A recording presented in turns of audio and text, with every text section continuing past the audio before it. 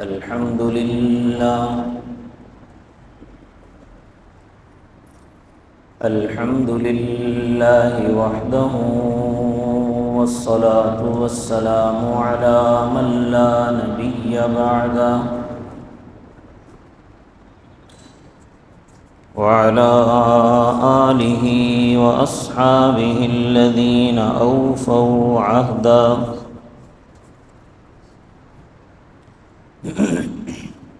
ونشهد أن لا إله إلا الله وحده لا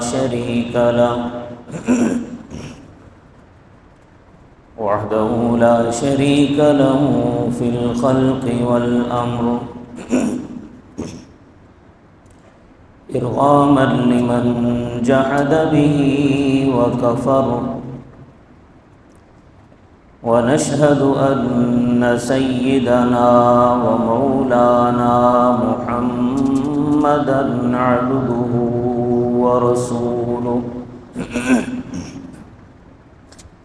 صلى الله تعالى عليه وعلى آله وأصحابه الذين هم خلاصة العرب العرباء وخير الخلائق بعد الأنبياء، وهم كالنجوم في السماء للاهتداء والاقتداء، وهم مفاتيح الرحمة ومصابيح الغرر. أعوذ بالله من الشيطان الرجيم. بسم الله الرحمن الرحيم. واتل عليهم نبأ ابني آدم بالحق إذ قربا قربانا فتقبل من أحدهما ولم يتقبل من الآخر. صدق الله العظيم. رب اشرح لي صدري ويسر لي أمري واحلل عقدة من لساني يفقه قولي. رب زدني علما رب زدني علما رب زدني علما. سبحانك لا علم لنا إلا ما علمتنا إنك أنت العليم الحكيم. تمام حضرات درود شریف پڑھ لیں. اللهم صل على محمد وعلى آل محمد كما صليت على إبراهيم وعلى آل إبراهيم إنك حميد مجيد. اللهم بارك على محمد وعلى آل محمد كما باركت على إبراهيم وعلى آل إبراهيم إنك حميد مجيد.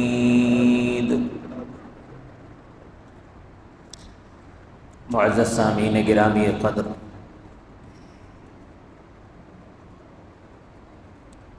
آئندہ کل انشاءاللہ عید الاضحیٰ ہے، اور مسلمان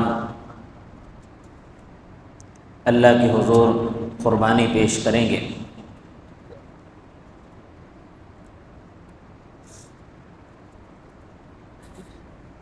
میں یہ سمجھتا ہوں کہ آج کے بیان میں آپ حضرات کے سامنے قربانی کے کچھ 11 احکام ہیں وہ بیان کر دیے جائیں، تاکہ جو مسلمان اللہ کے حضور قربانی پیش کر رہے ہیں وہ ان 11 احکام کی روشنی میں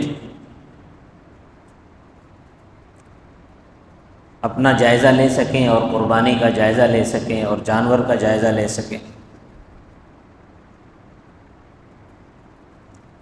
اور یہ ضروری ہے کہ قربانی احکامات کی روشنی میں ہی ادا کرنی چاہیے۔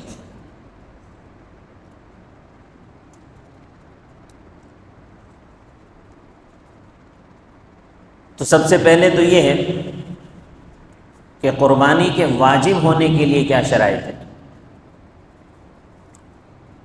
ان میں سے سب سے پہلی شرط یہ ہے کہ مسلمان ہو، کیونکہ قربانی مسلمانوں پر فرض ہے، غیر مسلم پر قربانی فرض نہیں ہے۔ قربانی اسلام کے ساتھ لازم ملزوم ہے۔ اگر کوئی غیر مسلم قربانی کرتا بھی ہے تو اللہ کے ہاں اس کی قربانی قبول نہیں ہوتی، کیونکہ اعمال کا دار و مدار ایمان پر ہے۔ اگر ایمان ہے تو وہ اعمال قابل صلہ ہیں، اگر ایمان نہیں ہے تو ان اعمال کی کوئی حیثیت نہیں ہے۔ تو پہلی چیز ہے مسلمان ہونا۔ دوسرا ہے عاقل ہونا۔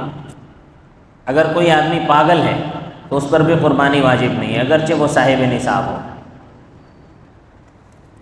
تیسرا ہے بالغ ہونا۔ نابالغ پر قربانی واجب نہیں ہے، کیونکہ نابالغ جو ہے وہ مکلف نہیں ہوتا، اسی طرح پاگل بھی مکلف نہیں ہوتا۔ اگرچہ وہ نابالغ جو ہے اس کے پاس نصاب کے بقدر مال ہو یا اس سے زیادہ ہو، اگر اس کے رشتہ دار اس کی اجازت سے اس کی طرف سے قربانی کر دیتے ہیں تو ہو جائے گی، لیکن واجب نہیں ہے اس پر۔ اور تیسری چیز ہے مقیم ہونا، مسافر نہ ہو، مقیم ہو۔ مسافر، شرعی مسافر وہ کہلاتا ہے کہ جو اپنے علاقے سے 40 میل سفر کے ارادے سے 48 میل سفر کے ارادے سے نکل گیا، یعنی 77.7 کلومیٹر یا 6 کلومیٹر بنتا ہے۔ اس ارادے سے وہ اپنے علاقے سے نکل گیا ہو تو یہ شرعی طور پر مسافر ہے، سفر کے احکام اس پر لاگو ہو جاتے ہیں۔ تو ایسا مسافر اگر اپنے علاقے میں کتنا ہی مالدار کیوں نہ ہو تو حالت سفر میں اس پر قربانی واجب نہیں ہے۔ ہاں اگر اس کے گھر والے اس کی اجازت سے گھر میں اس کی طرف سے قربانی کرتے ہیں تو ہو جائے گی۔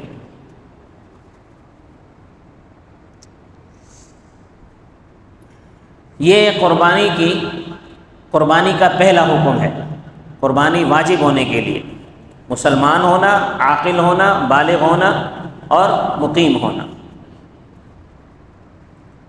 دوسرا حکم یہ ہے کہ صاحب نصاب ہونا۔ صاحب نصاب ایک تو وہ ہوتا ہے کہ جس پر زکوٰۃ واجب ہوتی ہے، اس پر تو قربانی واجب ہے ہی، لیکن ایک وہ صاحب نصاب ہے کہ جس پر زکوٰۃ تو واجب نہیں ہوتی لیکن قربانی واجب ہے۔ وہ اس طرح ہے، پہلے تو یہ سمجھ لیں کہ کسی آدمی کے پاس 52.5 تولہ صرف سونا ہو، چاندی بھی نہ ہو اور نقدی بھی نہ ہو، اور کوئی اس کے پاس جائیداد وغیرہ بھی نہ ہو، کوئی اضافی سامان بھی نہ ہو، صرف سونا ہو خالص، 7.5 تولہ سونا۔ تو جس آدمی کے پاس خالص 7.5 تولہ سونا ہو اس پر زکوٰۃ بھی واجب ہو جاتی ہے اور قربانی بھی اس پہ واجب ہے۔ یا کسی آدمی کے پاس سونا تو نہیں ہے لیکن 52.5 تولہ چاندی ہے اور مزید کچھ نہیں ہے، صرف چاندی ہے، 52.5 تولہ، تو ایسے شخص پر بھی قربانی واجب ہو جائے گی اور زکوٰۃ بھی واجب ہوتی ہے۔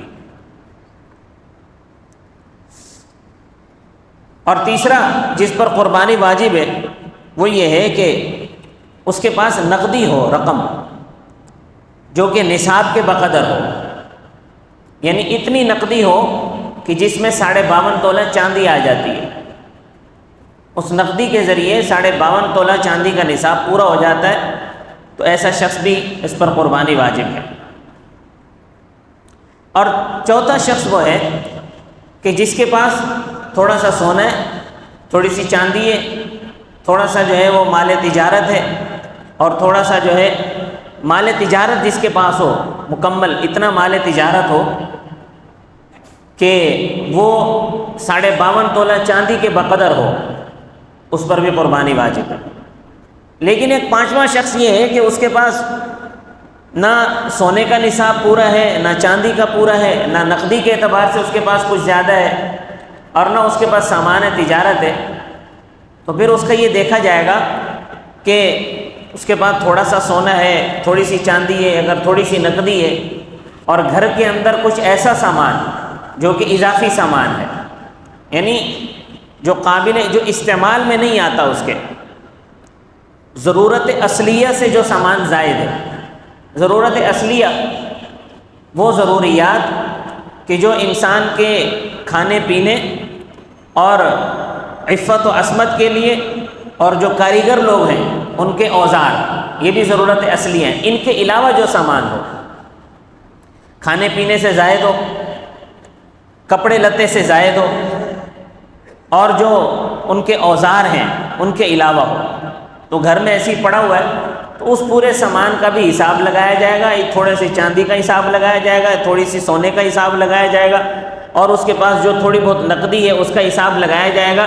ان سب کا حساب لگا کر اگر وہ رقم اتنی بنتی ہے کہ جو 52.5 تولہ چاندی کے برابر ہے تو اس پہ قربانی واجب ہو جائے گی، زکوٰۃ واجب نہیں ہوگی، لیکن قربانی کے حساب سے یہ صاحب نصاب ہو جائے گا، تو اس پر قربانی واجب ہو جائے گی۔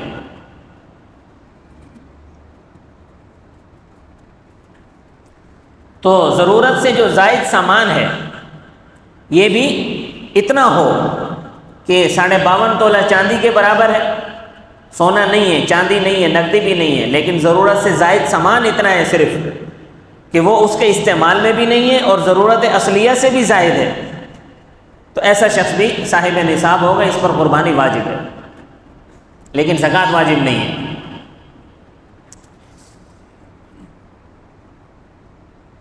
تیسرا حکم یہ ہے کہ قربانی کے جانور کی عمر کتنی ہونی چاہیے؟ تو اس پر تو واضح ہے کہ جو بکری ہے، بھیڑ ہے، دمبا ہے، مینڈا ہے، یہ 1 سال کے ہونے چاہیے،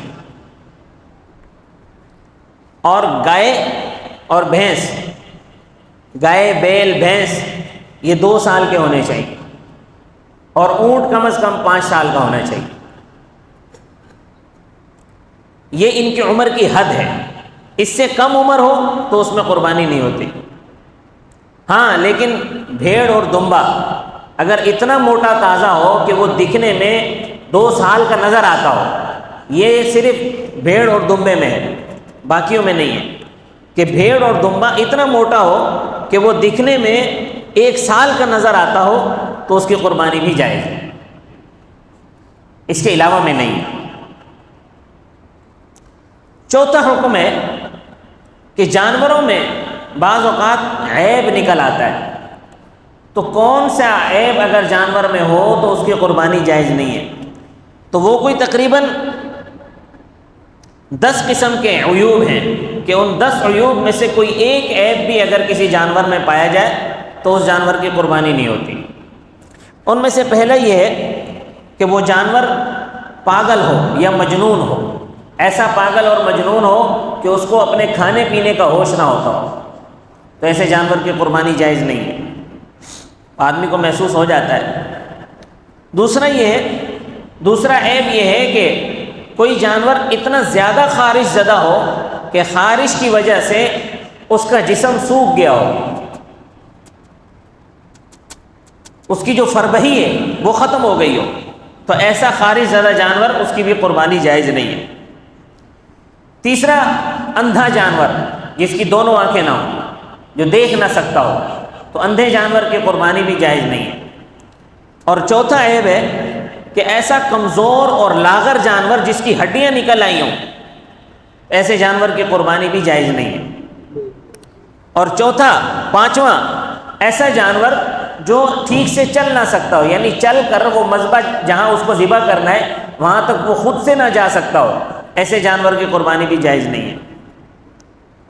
اور چھٹا، کسی جانور کے اعضاء کا، کسی بھی عضو کا تہائی حصہ ضائع ہو گیا ہو، مثال بطور کان ہے، اس کے کان کا تہائی حصہ کٹ گیا ہو، یا اسی طرح دم ہے، دم کا تہائی حصہ کٹ گیا ہو، بعض کی دم کے صرف بال کٹ جاتے ہیں، وہ اس میں شامل نہیں ہے، دم کا تہائی حصہ کٹ گیا ہو، تو ایسا جانور جس کے کسی عضو کا تہائی حصہ ضائع ہو گیا ہو اس کی بھی قربانی جائز نہیں ہے۔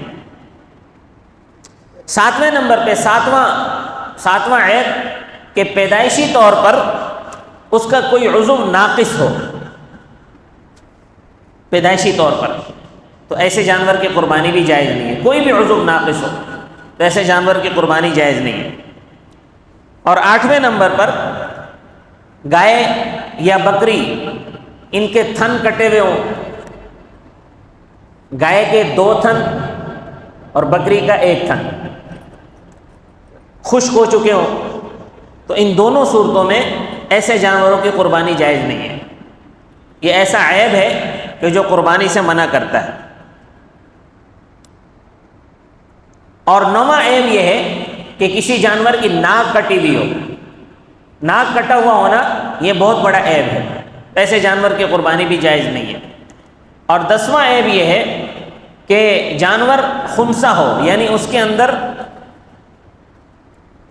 مؤنث اور مذکر کی دونوں علامتیں پائی جاتی ہوں، تو ایسے جانور کی قربانی بھی جائز نہیں ہے۔ ہاں، اگر کوئی ایک علامت ہو، واضح ہو، تو اس صورت میں ہو سکتا ہے، لیکن اگر دونوں علامتیں اس کے اندر پائی جائیں تو اس کی قربانی نہیں ہوتی۔ تو یہ 10 قسم کے عیوب ایسے ہیں کہ ان 10 قسم کے عیوب میں سے کوئی ایک عیب بھی کسی جانور میں پایا جائے تو ایسے جانور کی قربانی جائز نہیں ہے۔ تو اس سلسلے میں اپنے جانوروں کو دیکھ لیا کریں اور کوئی ایسا جانور نہ خریدا کریں۔ ایک سے جانور کی عمر کے بارے میں ایک بات میں ذہن میں آئی ہے ابھی، کہ جانور کی عمر عام طور پر یہ ہوتا ہے کہ یہ بیوپاری لوگ ان کے دانت جو ہے وہ توڑ دیتے ہیں خود، اور یہ باور کراتے ہیں کہ دیکھیں جی یہ پورے 2 سال کا ہے، تو بیوپاری کی بات پر اعتبار نہیں کیا جائے گا۔ اگر کوئی ایسا جانور ہے کہ جو آپ کے سامنے پلا ہے، آپ کے سامنے بڑا ہوا ہے اور اس کے دانت نہیں ٹوٹے ہیں اور وہ 2 سال کا ہو چکا ہے، تو اس کی قربانی ٹھیک ہے، کیونکہ آپ کے سامنے ہی وہ پلا بڑا ہے۔ کیونکہ اصل جو ہے وہ دانت ٹوٹنا نہیں ہے، اصل عمر کا پورا ہونا ہے۔ اگر عمر پوری ہو گئی ہے، بھلے سے اس کے دانت ٹوٹے ہوں یا نہ ٹوٹے ہوں، اس کی قربانی جائز ہے۔ یہ جو دانتوں کا ٹوٹنا ہے یہ بطور علامت کے استعمال کیا جاتا ہے کہ بھئی عام طور پر ایسا ہوتا ہے کہ جس جانور کی عمر 2 سال ہو جائے اس کے دانت ٹوٹ جاتے ہیں اور نئے آ رہے ہوتے ہیں، تو بیوپاری کی بات پر اعتماد نہیں کرنا ہے۔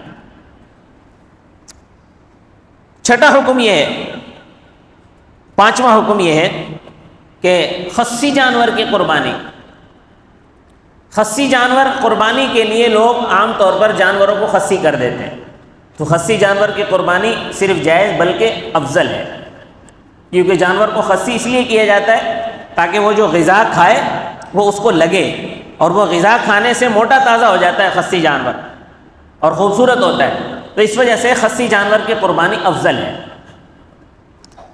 اور چھٹا حکم ہے، آج کل یہ بہت زیادہ چل رہا ہے کہ آج کل ایک مولوی صاحب بھی نکلا ہوا ہے، وہ ادھر جاتا ہے وہاں منڈیوں میں اور وہاں جا کر کہتا ہے جی بھینس کی قربانی نہیں ہوتی، یہ بھینس کی قربانی جو ہے وہ قرآن اور حدیث میں نہیں ہے، اس وجہ سے بھینس کی قربانی نہیں ہوتی، اور وہ لگا ہوا ہے سوشل میڈیا پہ۔ ہم لوگ پہلے ہی اتنے پریشان ہیں امت کے اختلافات سے، ان لوگوں کو سکون نہیں ہے، امت کو سکون کا سانس نہیں لینے دینا، بس اور اپنی جو ہے وہ بتی جلا کے رکھنی ہے۔ بھینس کی قربانی کے حوالے سے یہ غلط فہمی دور ہو جانی چاہیے کہ بھینس کی نسل کے جو کٹے ہیں یا بھینس ہے اس کی قربانی بالکل جائز ہے۔ اس کی دلیل یہ ہے کہ قرآن کریم میں اللہ تبارک و تعالی نے سورۃ الانعام میں فرمایا من بہیمۃ الانعام، بہیمۃ الانعام یعنی وہ جانور کہ جو چرتے ہیں، جگالی کرتے ہیں۔ اللہ تبارک و تعالی نے جن حلال جانوروں کا ذکر سورۃ الانعام میں فرمایا ہے وہ کل 4 جانور ہیں، اور ان 4 میں سے ان کی مادہ کو بھی ملایا جائے تو یہ 8 قسمیں بنتی ہیں ٹوٹل۔ اس میں گائے ہے، اور گائے کا مادہ بیل، بکری اور بکرا، بھیڑ اور اس کا نر، اور اسی طرح اونٹ اور اونٹنی، تو یہ کل تقریباً 8 بنتے ہیں۔ لیکن اللہ تبارک و تعالی نے اس کے ساتھ ساتھ ایک علت بھی بیان فرما دی، وہ یہ کہ من بہیمۃ الانعام، وہ جانور جو چرنے والے ہوں، جنہیں عام طور پر گھروں میں پالا جاتا ہو۔ قربانی ہمیشہ اسی جانور کی ہوتی ہے جسے عام طور پر گھر میں پالا جاتا ہو۔ جو پالتو جانور نہیں ہیں اور وہ حلال ہیں ان کی قربانی جائز نہیں ہے، کیونکہ یہ پالتو نہیں ہے۔ جیسے ہرن ہے، ہرن کی قربانی نہیں ہے کیونکہ یہ عام طور پہ پالا نہیں جاتا۔ ہرن اگرچہ بکری کی نسل سے ہے لیکن چونکہ عام طور پہ پالا نہیں جاتا تو اس کی قربانی نہیں ہوتی۔ البتہ جو بھینس ہے اس کا حکم گائے کی طرح ہے۔ جس طرح گائے کے گوشت سے فائدہ اٹھایا جاتا ہے، گائے کا دودھ پیا جاتا ہے، اس کا دودھ استعمال کیا جاتا ہے، اسی طرح بھینس کا بھی گوشت کھایا جاتا ہے، اس کا دودھ بھی استعمال کیا جاتا ہے۔ جس طرح گائے جگالی کرتی ہے، چرتی ہے، اسی طرح بھینس بھی جگالی بھی کرتی ہے اور چرتی بھی ہے۔ تو اس پر امت کے علماء کا اجماع ہے کہ بھینس گائے کی طرح کا ایک جانور ہے، جس طرح گائے کی قربانی جائز ہے اسی طرح بھینس کی قربانی بھی جائز ہے۔ اور اس پر بہت سارے علماء کے اقوال بھی موجود ہیں، جن میں سے چند ایک کے میں اقوال سنا دیتا ہوں۔ امام ابن المنذر رحمۃ اللہ علیہ نے فرمایا کہ بھینس کی قربانی پر علماء کا اجماع ہے۔ امام حسن بصری رحمۃ اللہ علیہ نے فرمایا کہ بھینس اور گائے ایک جیسے جانور ہیں، ان دونوں میں کوئی فرق نہیں ہے۔ بھینس کا گوشت بھی استعمال ہوتا ہے، دودھ بھی استعمال ہوتا ہے، اس کی کھال بھی استعمال ہوتی ہے۔ اور تیسری چیز یہ ہے کہ بہت ساری ایسی چیزیں کہ جن کا قرآن اور حدیث میں صراحتاً ذکر نہ ہو۔ فقہا کے ہاں ایک اصطلاح ہے جس کو قیاس کہا جاتا ہے، تو ان کو دوسری چیزوں پر جو اصل ہے، اصل پر قیاس کر کے اس فرع کو اس جیسا مان کر اس پر وہی اصل والا حکم لگا دیا جاتا ہے۔ تو اس میں اصل جو ہے وہ کیا ہے؟ گائے ہے، اور فرع جس کے بارے میں سوال کیا جا رہا ہے وہ بھینس ہے۔ تو بھینس کو گائے پر قیاس اس لیے کیا جائے گا کہ جو علت گائے میں پائی جاتی ہے وہی علت بھینس میں بھی پائی جاتی ہے، اور وہ علت کیا ہے؟ وہ ہے جگالی کرنا اور چرنا، گھروں میں پالا جانا۔ تو یہ جو علت ہے، یہ علت گائے میں پائی جا رہی ہے، وہی علت بھینس میں پائی جا رہی تھی، تو لہٰذا جو حکم گائے کا ہے وہی حکم بھینس کا ہے۔ تو اس بارے میں کوئی شک میں نہ پڑے کہ بھینس کی قربانی پتہ نہیں ہوتی ہے نہیں ہوتی۔ بھینس کی قربانی بالاتفاق ہو جاتی ہے اور بالکل جائز ہے۔ 7واں حکم، عام طور پر دیکھا یہ گیا ہے کہ اجتماعی قربانیوں میں بہت سی کوتاہیاں ہو جاتی ہیں۔ جو اجتماعی قربانی کرنے والے ہوتے ہیں ان سے بہت سی کوتاہیاں سرزد ہو جاتی ہیں، کیونکہ وہ دھڑا دھڑ لوگوں کے حصے لے رہے ہوتے ہیں، ان کے نام لکھ رہے ہوتے ہیں حصوں میں۔ کسی کا کوئی پتہ نہیں ہوتا ہے کہ اس کا عقیدہ کیا ہے، اس کی آمدنی کیسی ہے، مسلمان بھی ہے کہ نہیں ہے، کسی گمراہ فرقے سے اس کا تعلق تو نہیں ہے۔ اس قسم کی کوئی وضاحت کسی کے سامنے نہیں ہوتی۔ دھڑ دھڑ حصے لے رہے ہوتے ہیں۔ تو جو لوگ اجتماعی قربانی کرنے والے منتظمین ہیں ان کو چاہیے کہ وہ اس پر نظر رکھا کریں۔ کسی کے بارے میں اگر شک ہو تو اس کی تھوڑی سی تحقیق کر لیا کرے کہ کہیں یہ قادیانی تو نہیں ہے، کہیں یہ شیعہ تو نہیں ہے، کہیں یہ کسی اور پرویزی تو نہیں ہے، کسی اور گمراہ عقیدے والا تو نہیں ہے۔ کیونکہ اگر ایک ایسا شخص مل گیا قربانی کے حصے میں تو اس جانور کے اندر جتنے شریک ہیں کسی کی قربانی نہیں ہوتی۔ یہ ایسے ہی ہے، کیونکہ قربانی ایک عبادت ہے، تو یہ ایسے ہی ہے جیسے آپ یوں سمجھ لیں کہ امام نماز پڑھا رہا ہے، امام کی نماز چھوٹ گئی تو مقتدیوں کی بھی سب کی ٹوٹ جائے گی۔ تو قربانی میں بھی بالکل اسی طرح ہے کہ اگر ایک آدمی ایسا شامل ہو گیا کہ جس کی آمدنی حرام کی ہے، یا وہ کسی گمراہ فرقے سے تعلق رکھتا ہے، وہ قادیانی ہے، وہ شیعہ ہے، وہ پرویزی ہے، وہ اس قسم کے عقائد رکھنے والے کسی فرقے سے تعلق رکھتا ہے، تو کسی کی قربانی نہیں ہوگی۔ تو اس پر منتظمین کو غور کرنا چاہیے اور سوچنا چاہیے۔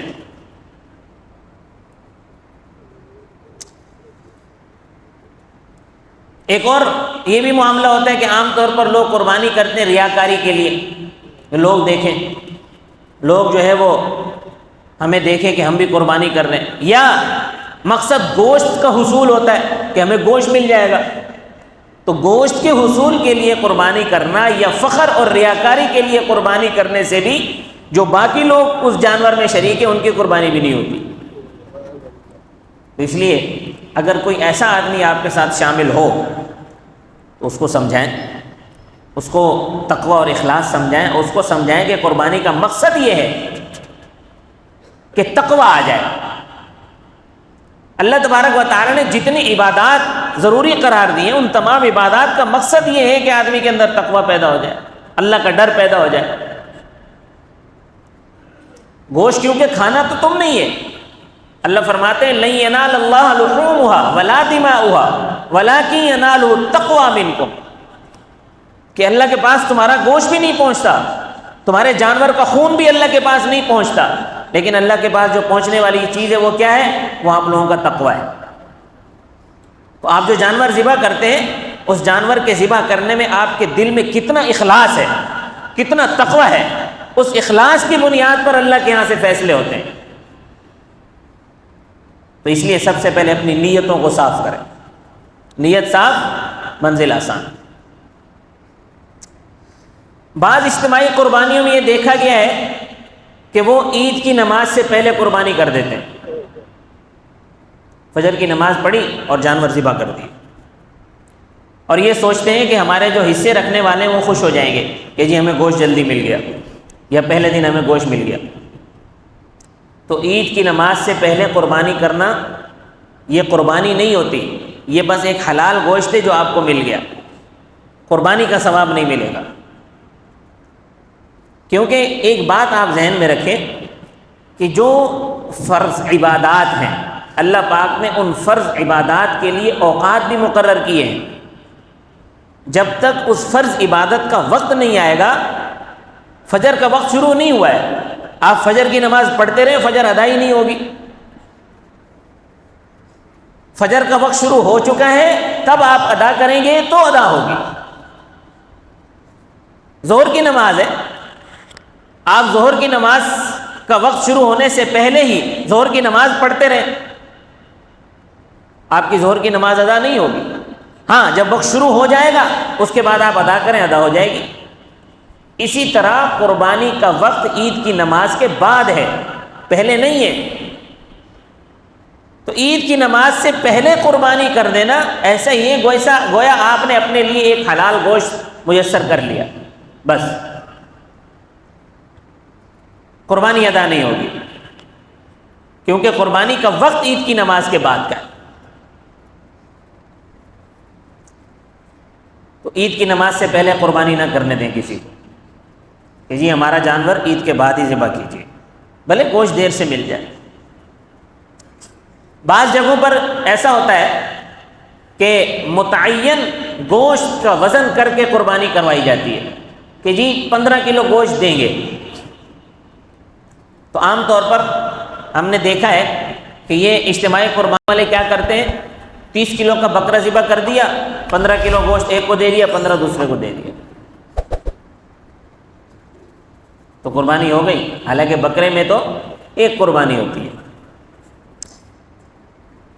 بکرا، بکری، بھیڑ، دمبا، مینڈھا، ان سب میں ایک قربانی ہوتی ہے. جو بڑے جانور ہیں، گائے، بیل، بھینس، اونٹ، اس میں 7 قربانی ہوتی ہیں.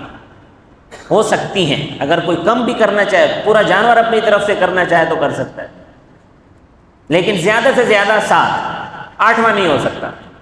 تو بعض ایسے بھی کرتے ہیں کہ دیکھتے ہیں کہ جی جانور ہمارا صحت مند ہے، بڑا جانور ہے، یہ اجتماعی قربانی والے کرتے ہیں اس طرح، تو اس میں جو ہے وہ 8 حصے کر دیتے ہیں گوشت پورا کرنے کے لیے.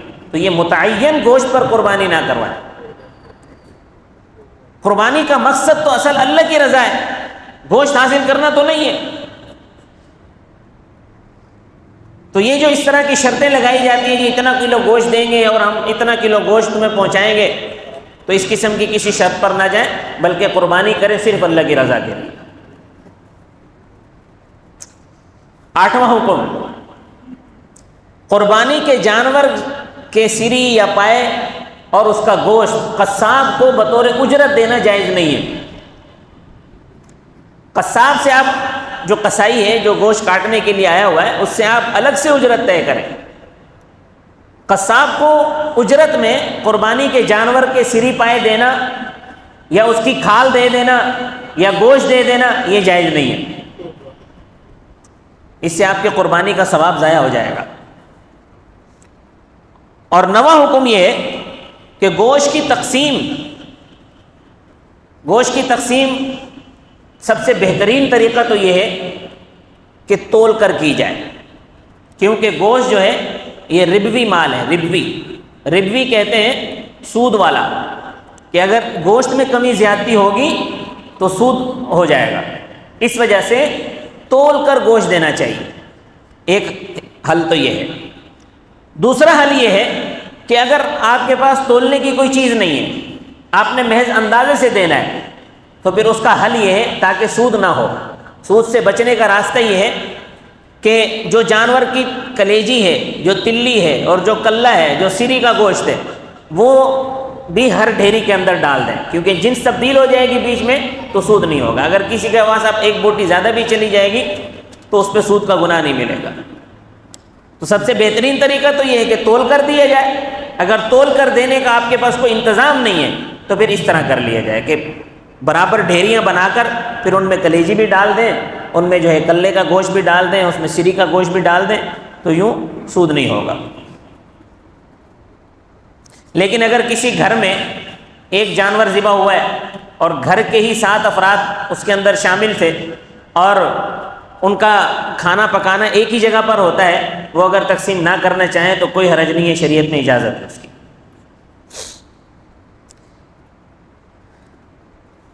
10واں حکم، اکثر لوگ پوچھتے ہیں کہ آیا غیر مسلم کو قربانی کا گوشت دینا جائز ہے یا نہیں. دیکھیے، گوشت قربانی کے بعد ہو گیا ہے آپ کی ملکیت. اب آپ جب کسی کو دیں گے تو وہ بطور ہدیہ دیں گے. آپ پورا گوشت خود بھی رکھ سکتے ہیں، آپ خود پورا گوشت رکھ کے خود استعمال کر سکتے ہیں، کوئی حرج نہیں ہے، شریعت کی طرف سے اجازت ہے. لیکن اگر آپ کسی کو گوشت دیں گے تو وہ بطور ہدیہ دیں گے، تو ہدیتاً آپ غیر مسلم کو بھی دے سکتے ہیں، کوئی حرج نہیں ہے. لیکن جو زکوٰۃ واجبہ ہیں، جیسے نظر ہے، کسی نے یہ نظر مانی کہ اگر میرا فلاں کام ہو گیا تو میں قربانی کروں گا، تو ایسا آدمی جس نے نظر کے طور پر قربانی کی ہے وہ سارا گوشت خود نہیں رکھ سکتا، وہ غیر مسلم کو بھی نہیں دے سکتا، وہ صرف مسلمانوں کا حق ہے، وہ مسلمانوں کو دے گا، باقی سب دے سکتے ہیں. اسی طرح زکوٰۃ جو ہے وہ بھی غیر مسلم کو نہیں دی جا سکتی. یہ جو بہت سارے لوگ JDC کو زکوٰۃ دیتے ہیں جا کے شیعوں کو، ان کی کسی کی زکوٰۃ ادا نہیں ہوتی، اپنی زکوٰۃیں دوبارہ ادا کریں. تو غیر مسلم کو زکوٰۃ دینے سے زکوٰۃ ادا نہیں ہوتی، یہ زکوٰۃ مسلمانوں کا حق ہے. اسی طرح فطرہ بھی یہ مسلمانوں کا حق ہے. ہاں، اس کے علاوہ جو ویسے آپ کسی کو ہدیتاً دینا چاہیں تو کافر کو دے سکتے ہیں. 11واں حکم یہ ہے کہ مرحومین کی طرف سے قربانی کرنا. بعض لوگ اپنے مرحومین کی طرف سے بھی قربانی کرتے ہیں، تو اس میں یہ ہے کہ سب سے پہلے آپ نے اپنا حصہ رکھنا ضروری ہے، پھر اس کے بعد اگر آپ کے پاس گنجائش ہے تو آپ اپنی گنجائش کے مطابق کئی مرحومین کی طرف سے ایک حصہ نہیں رکھ سکتے، ایک حصہ ایک مرحوم کی طرف سے ہوگا، دوسرے مرحوم کی طرف سے دوسرا حصہ ہوگا، تیسرے مرحوم کی طرف سے تیسرا حصہ ہوگا۔ لیکن اب ظاہر ہے اتنی گنجائش کہاں ہے کسی میں، تو اس کا طریقہ کار یہ ہے، نبی کریم صلی اللہ علیہ وسلم ایک مینڈھا اپنی پوری امت کی طرف سے ذبح کیا کرتے تھے کہ اللہ اس کا ثواب میری پوری امت کو عطا فرما، ایک مینڈھا ذبح کیا کرتے تھے ہر قربانی پہ۔ تو اس طرح کر سکتے ہیں آپ کہ آپ اپنی طرف سے حصہ رکھیں، آپ کا اپنا حصہ ہو، اور پھر آپ اس کا ثواب اپنے مرحومین کو بخشوا سکتے ہیں کہ اللہ یہ جو میں نے حصہ رکھا ہے اس کا ثواب ہمارے خاندان کے مرحومین کو بخش دو۔ یہ چند احکامات تھے جو تقریباً 11 احکام تھے، میں نے تفصیل کے ساتھ بیان کر دیں، امید ہے کہ کوئی بات رہ نہیں گئی ہوگی۔ اللہ پاک مجھے اور آپ کو عمل کی توفیق عطا فرمائے۔ جو مسلمان قربانیاں کر رہے ہیں اللہ سب کی قربانیوں کو قبول فرمائے، اخلاص کے ساتھ کرنے کی توفیق عطا فرمائے۔ اور کل انشاءاللہ عید الاضحیٰ کی نماز ہمارے ہاں 6:30 بجے ادا ہوگی، جہاں مسجد طیبہ میں عید الاضحیٰ کی نماز 6:30 بجے ادا ہوگی۔